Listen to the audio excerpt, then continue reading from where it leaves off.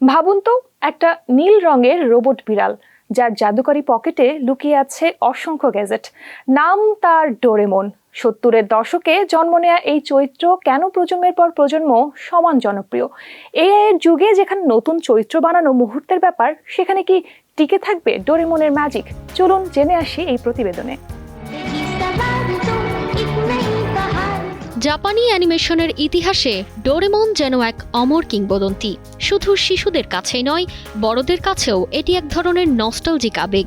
গল্পের শুরু 1969 সালে, যখন জাপানি মাঙ্গা শিল্পী ফুজিও তৈরি করেন ভবিষ্যৎ থেকে আসা এক রোবট বিড়ালের কাহিনী। ডোরেমনকে পাঠানো হয়েছিল দুর্বল, ভীরু, অদক্ষ নোবিতাকে সাহায্য করার জন্য, আর ডোরেমনের জাদুকরি পকেটের গ্যাজেটগুলো নোবিতার প্রতিটি সমস্যার সমাধান এনে দিত।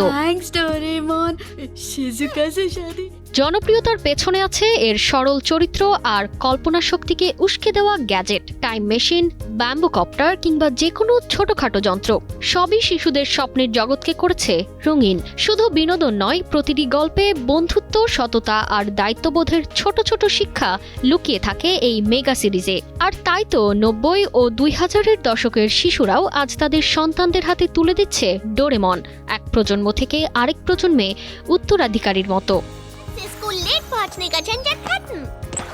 আজকের দিনে শুধু শিশুরাই নয়, কিশোর কিশোরী এমনকি তরুণরাও ডোরেমন দেখে। ছোটদের জন্য এটি কল্পনার রাজ্য, আর বড়দের জন্য তা শৈশবের স্মৃতি।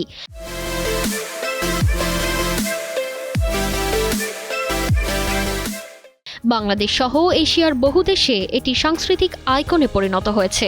এমনকি 2008 সালে জাপান সরকার ডোরেমনকে ঘোষণা করেছিল অ্যানিমে অ্যাম্বাসেডর হিসেবে। মায়ের বকুনি, বন্ধুর দুষ্টুমি, পরীক্ষায় খারাপ ফলাফল, এসব চিরন্তন অভিজ্ঞতা যুগে যুগে একই রকম থাকে। ডোরেমনের গল্পে সেই অভিজ্ঞতাগুলোই প্রতিফলিত হয়, তাই নতুন প্রজন্ম সহজে খুঁজে পায় নিজেদের প্রতিচ্ছবি। হয়তো সেই কারণেই 50 বছরেরও বেশি সময় ধরে প্রাসঙ্গিক ডোরেমন।